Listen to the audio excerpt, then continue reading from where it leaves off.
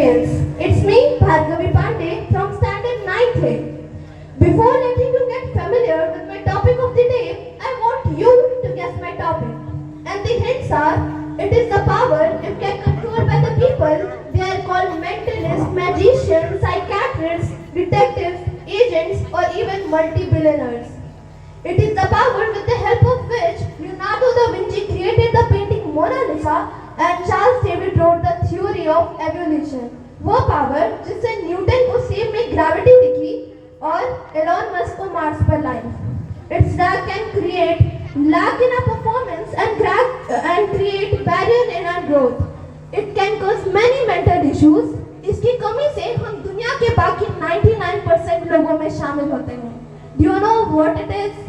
It is brain's power of observation. Do you know what impact does it give in our life, in our personality, in our careers? So just listen to me, focus on me, ignore my mistakes, and I'll tell you how brain's observation works. तो सबसे पहले हम ये जानते हैं कि क्या आपको अपनी ऑब्जर्वेशन लेवल बढ़ाने की जरूरत है भी कि नहीं। हम इस सवाल को एक और सवाल के साथ क्लियर करते हैं। तो सोचिए कि आप एक प्लेन उड़ा रहे हैं जिसमें 20 पैसेंजर हैं।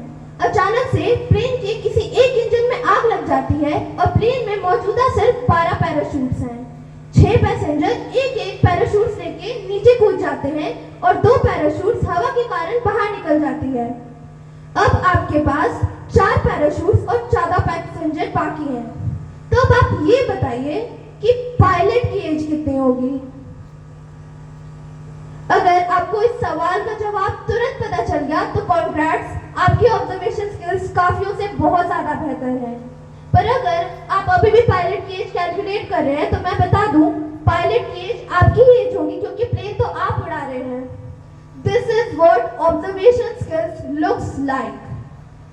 India's third highest IQ woman, Marlin San-Vento, once said that to acquire knowledge one must study, but to acquire wisdom one must observe.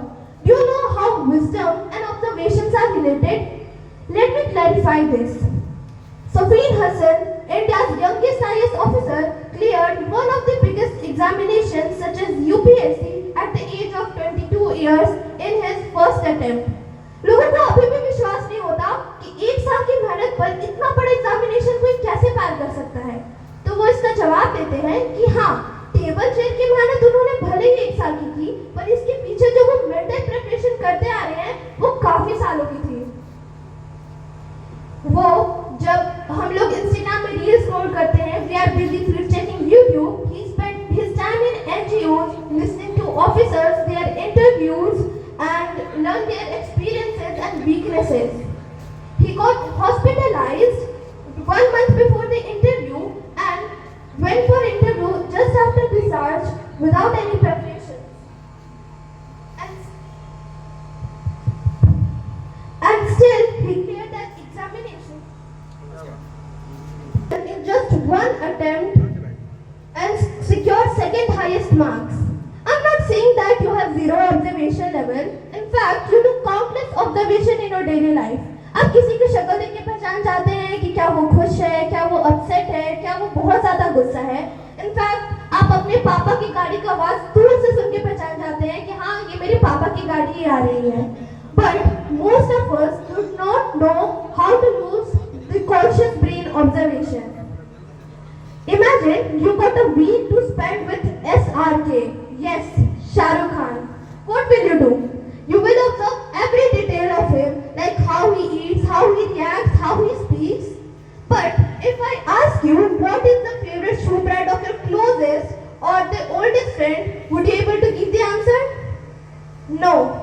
This is what conscious observation is. एक smart person हमेशा daily life में हर चीज़ों को better way में observe करने की मजबूर करेगा because he knows brain observation को थॉट क्लाउड से हमेशा ऊपर रखता है।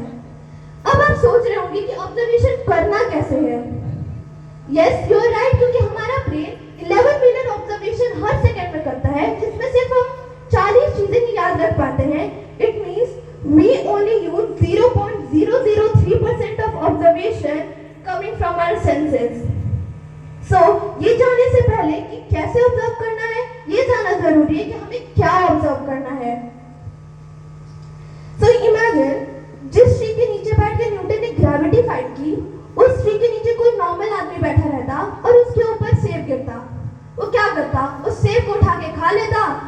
अगर उसके नीचे वही किसान बैठा रहता और उसके ऊपर सेब गिरता, तो वो उस सेब को खाता, फिर सोचता कि शायद इस पेड़ के सारे सेब पक गए हैं, इन्हें तोड़ के बेच देना चाहिए। It is all about brain attic.